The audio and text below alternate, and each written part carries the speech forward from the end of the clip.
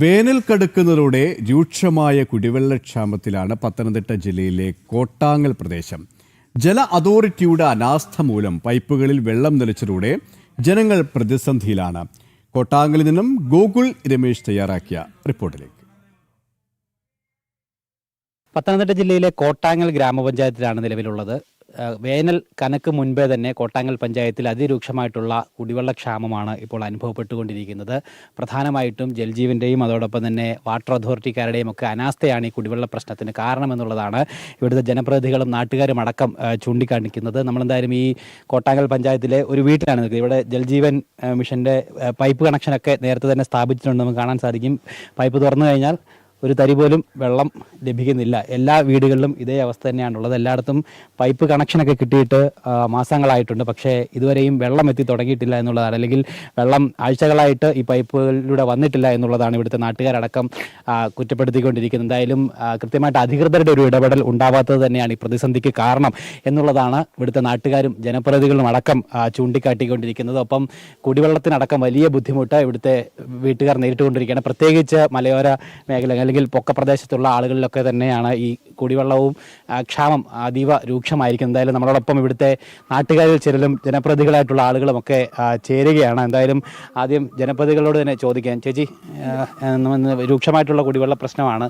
എന്താണ് ഈ പ്രതിസന്ധിക്ക് കാരണമായിട്ട് നിങ്ങൾക്ക് മനസ്സിലാക്കാൻ സാധിക്കുന്നത്? നേരത്തെ കിട്ടിക്കൊണ്ടിരുന്ന ഏരിയയിലൊന്നും ഇപ്പോൾ വെള്ളം കിട്ടുന്നില്ല. 2-3 മാസമായിട്ട് വിട്ടാൽ തന്നെ നൂല് പോലെ ഒരു 10 മിനിറ്റത്തേക്ക് വരിക, നിൽക്കുക.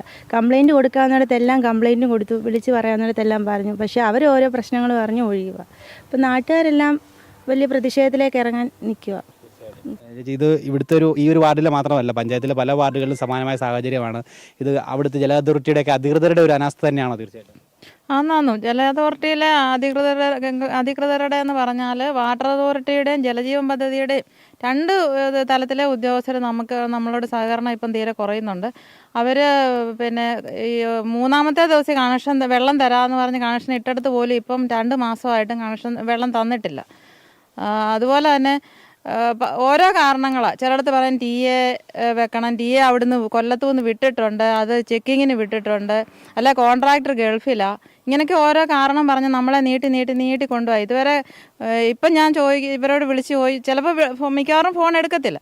ഫോൺ എടുക്കുമ്പോൾ ചോദിക്കുന്നുണ്ട് കോൺട്രാക്ടർ വന്നില്ലയോ? ആ ചേച്ചി വന്നു, അല്ല മെമ്പറെ വന്നു, അല്ലെങ്കിൽ ഇപ്പം എന്നാ TA വരാത്തെ? അത് TA അവിടുന്ന് വിട്ടിട്ടില്ല, ആദ്യം വിട്ട സാധനം ഇപ്പോൾ വിട്ടിട്ടില്ല. ഇങ്ങനെയൊക്കെയാണ് നമ്മളോട് സംസാരിക്കുന്നത്. അപ്പം നമുക്ക് എന്തുവാന്ന് പറഞ്ഞാലും ആൾക്കാർ അവരുടെ ആ ബുദ്ധിമുട്ട് പറയുമ്പോഴല്ല, എന്തോ മര്യാദയുടെ പേര് നമ്മളൊക്കെ ഇപ്പോൾ ഇങ്ങനെ നിൽക്കുക, അല്ലെങ്കിൽ അവർ പ്രക്ഷോഭത്തിലേക്ക് വന്നു കഴിഞ്ഞാൽ നമുക്ക് നിൽക്കാൻ പറ്റാത്ത അവസ്ഥയാവും. പിന്നെ മെമ്പറൊന്നും അവർക്കുണ്ടാകത്തില്ല. ആ ഒരു സാഹചര്യത്തിൽ പോകും. തീർച്ചയായിട്ടും. ചേച്ചി, എന്താണ് നിങ്ങൾ അവരെ സമീപിക്കുമ്പോൾ അവരുടെ ഭാഗത്തുനിന്നുള്ള പ്രതികരണമൊക്കെ എങ്ങനെയാണ്? വാട്ടർ അതോറിറ്റിയിലാണെങ്കിലും അവർ ജൽജീവനെ പഴി പറയും, ജൽജീവൻകാർ പറയും അവർക്ക് ഫണ്ടില്ലെന്ന് പറയും. ഇങ്ങനെ മുട്ടാനായങ്ങൾ കുറേ പറയുന്നല്ലാതെ നമുക്ക് ആവശ്യം ജനങ്ങൾക്ക് കുടിവെള്ളം എത്തിക്കുക എന്നുള്ളതാണ്. ഈ സാധാരണക്കാർ അവർ കഷ്ടപ്പെട്ട് 10,000 രൂപ കിട്ടുന്ന 1000-600 രൂപ കൊടുത്ത് അവർ വെള്ളം അടിച്ചു കഴിയുമ്പോൾ അവരുടെ പ്രതികരണം വളരെ മോശം. അത് നമ്മളവരെ കുറ്റം പറഞ്ഞിട്ട് കാര്യമില്ല. അപ്പോൾ ഇത് കേൾക്കുന്ന മുഴുവൻ ജനപ്രതിനിധികളാണ് ഞങ്ങളൊക്കെയാണ്. ഇപ്പോൾ വാർഡിലെ മെമ്പർമാരോടെ അവർക്ക് പറയാൻ പറ്റുള്ളൂ. അത് നമ്മൾ ഇവരെ അറിയിക്കുമ്പോൾ അവർ ഈ മുട്ടാനായങ്ങൾ പറയുന്നത് കൊണ്ട് ഒരർത്ഥമില്ല. അവരോട് ഞാൻ പറഞ്ഞിട്ടുണ്ട്, രാഷ്ട്രീയം കലർത്തരുത് കുടിവെള്ളത്തിൽ. എല്ലാവർക്കും കുടിവെള്ളം എന്ന് പറയുന്നത് എല്ലാവർക്കും വേണ്ടതാണ്. അപ്പോൾ ഇതിൽ രാഷ്ട്രീയ ഇടപെടലുണ്ടോയെന്ന് പോലും നമുക്ക് സംശയിക്കേണ്ടി വരും. അത് ചില ഏരിയയിലും ചില വാർഡുകളിലും അത് പ്രത്യേകം നമുക്ക് ശ്രദ്ധിക്കപ്പെടുന്നുണ്ട്. അപ്പം നമുക്കത് ബുദ്ധിമുട്ടുണ്ടാകുന്നുണ്ട്. അതുകൊണ്ട് നമ്മൾ അതിനോട് നല്ല രീതിയിൽ തന്നെയാണ് അവരോട് പ്രതികരിച്ചിട്ടുള്ളത്.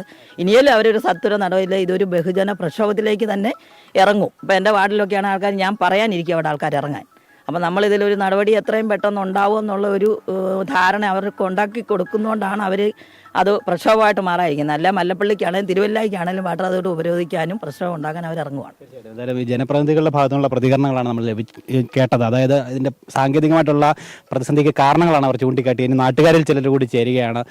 ചേട്ടാ, എത്ര ദിവസം ഇങ്ങോട്ടൊക്കെ വെള്ളം? ഞങ്ങൾക്ക് ജനുവരി ആദ്യം സപ്ലൈ വന്നത്, പിന്നെ ഇവിടെങ്ങും വെള്ളം രൂക്ഷമായ ക്ഷാമമാണ്, ഞങ്ങൾക്ക് കിട്ടാനില്ല. ഒന്നിനാടെ ഞങ്ങൾ 500 രൂപ കൊടുത്ത് ടാങ്കിൽ ഇറക്കേണ്ട ഒരു ഗതികേടായിട്ട് നിൽക്കുകയാണ് ഇപ്പോൾ. എല്ലാ വർഷവും ഈ പ്രതിസന്ധി ഉള്ളതാണോ? അല്ല, ഈ വർഷം കൂടുതലായിട്ടുള്ളൂ. വറവ് വെള്ളമേ കിട്ടാറില്ല. ശരി ചേട്ടാ, എത്ര ദിവസമായി വെള്ളം വന്നിട്ട്? ഒരു 2 ആഴ്ചയിൽ കൂടുതലായിട്ടാണ്. അഥവാ എന്തെങ്കിലും ഒരു ചെറിയൊരു നൂല് പോലെ വെള്ളം വിടുകയാണെങ്കിൽ പോലും രാത്രി കാലങ്ങളിലാണ് വിടുന്നത്. ഒരു 11-11:30 ശേഷം മാത്രം വരികയും നമ്മൾ മുറ്റത്തിറങ്ങാൻ വേണ്ടിയിട്ട് ഒരുങ്ങുകയാണെങ്കിൽ ആ സമയത്ത് കാണും ഒരു അരമണിക്കൂറിനുമായിട്ട് അതും ഇല്ലാതാവും. തുണി അലക്കുക അതുപോലുള്ള നമ്മുടെ ആവശ്യങ്ങളൊക്കെ 2 ആഴ്ച കൂടുമ്പോൾ ആറ്റിൽ പോയാണ് ഈ കാര്യങ്ങളൊക്കെ നിർവഹിക്കുന്നത്.